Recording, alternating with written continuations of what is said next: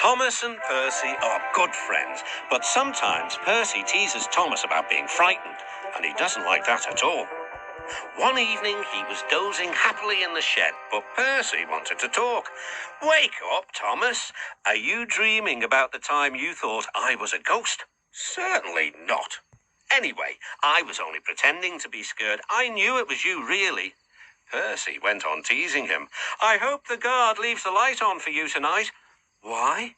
asked Thomas. "I quite like the dark." "Oh, really?" exclaimed Percy. "I am surprised. I'd always thought you were afraid of the dark. I wonder why."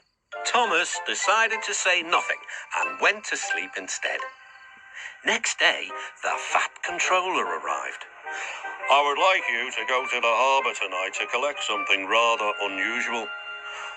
"What sort of something?" "Wait and see." Percy was moving trucks into a siding. Henry arrived with his goods train. The signalman switched the points, and Percy waited on the siding until Henry had steamed by. Then there was trouble. "The points are jammed," called the signalman. "I can't switch them back. The workmen will mend them in the morning. It's too late now." Said Percy's driver. "I'm sorry, Percy, but you will have to stay here for the night." "Where are you going?" asked Percy. "Home for tea," replied the fireman. Percy was speechless. He watched as the other engines went home to the shed. Night-time came, and Percy began to feel very lonely. "Oh dear," he murmured. "It's very dark." Oh, what's that?" It was only an owl, but Percy didn't realize this. "I wish Thomas was here too," he sighed. Thomas was waiting for his mysterious load at the harbour. Suddenly, there it was. "Cinders and ashes," cried Thomas. "It's a dragon." "Don't worry," laughed his driver. "This dragon is made of paper. It's for the carnival tomorrow." Workmen lifted the dragon onto Thomas's low loader and put lights all around it for protection. Then Thomas set off into the misty night. Percy was asleep in his sidings and had no idea that Thomas was approaching him.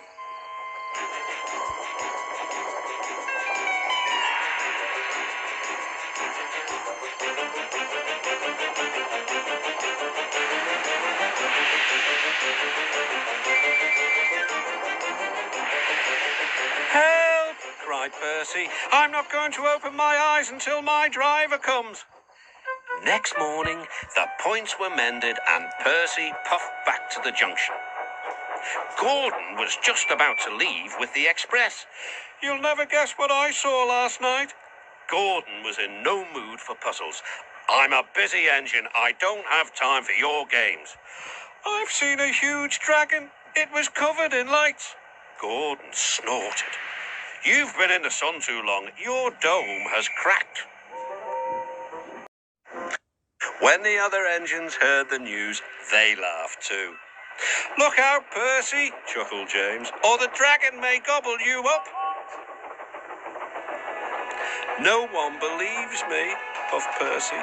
"Maybe I did imagine the dragon after all."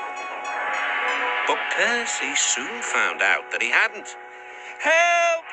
Save me!" cried Percy. "It's all right," whistled Thomas, and he explained about the carnival. "By the way, how was your night out?" Percy decided to tell Thomas the truth. "Well, Percy," said Thomas, "maybe we do get scared sometimes, but if we're not afraid to tell each other, then that means we're quite brave too."